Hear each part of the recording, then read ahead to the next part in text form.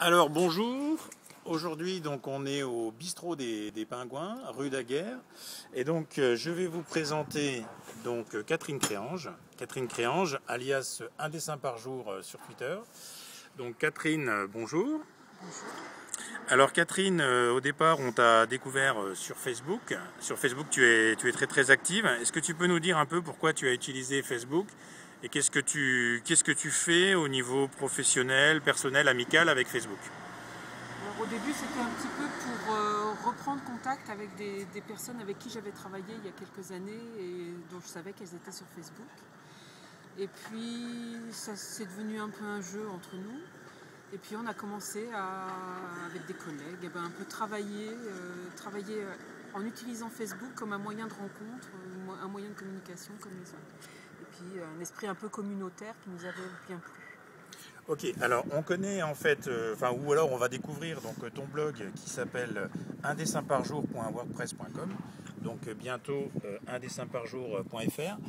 Est-ce que tu peux nous dire un peu qu'est-ce que tu essaies de faire avec ce blog?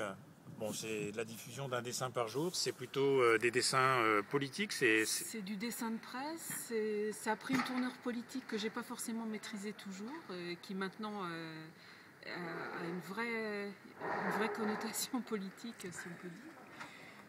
Parce que je me suis aperçue que j'étais en train de faire finalement un journal du quotidien de Sarkozy en dessin, et qu'il y avait une matière qu'il n'y aurait pas eu avec les précédents présidents. Donc là, j'ai un peu saisi l'opportunité. J'essaye de faire maintenant un No Sarkozy Day par semaine, mais c'est pas très facile. Alors le No Sarkozy Day, c'est quoi? C'est un jour où... Un jour sans Sarko. Ah d'accord.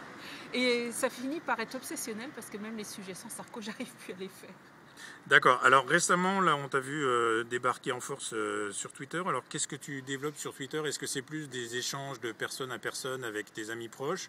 Ou est-ce que c'est aussi finalement un support de ton blog, un moyen de diffuser finalement tes dessins, d'entrer peut-être en contact avec des clients potentiels? Tout à fait.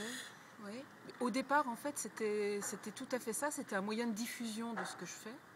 Et puis petit à petit, c'est aussi devenu ma principale source parce que j'ai pris des contacts avec énormément de sources d'informations, des organes de presse et surtout des journalistes avec qui maintenant j'ai des relations de personne à personne, donc avec qui je peux discuter de personne à personne, et donc des sources pour le dessin de presse extrêmement intéressantes.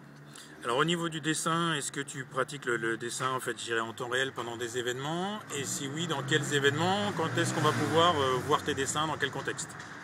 Il y en a un très très proche dont je ne peux pas parler encore, mais c'est dans 10 jours. D'accord. C'est dimanche prochain, mais je ne peux pas en parler encore. Bon, on n'en parle pas. Et sinon, oui, sur des colloques, ça m'arrive, sur des tables rondes, des choses comme ça. Je ne l'ai pas beaucoup fait jusqu'à présent parce que j'étais pas très sûre d'en être capable. J'ai 3-4 expériences maintenant tout à fait positives qui me laissent à penser que je peux le faire de façon plus régulière et surtout avec beaucoup moins de stress parce que c'est un gros stress. Ok. Et bien donc c'était Catherine Créange, Un dessin par jour, que je vous invite déjà à retrouver donc sur Twitter. Donc Un dessin par jour, tout attaché, et comme ça s'écrit.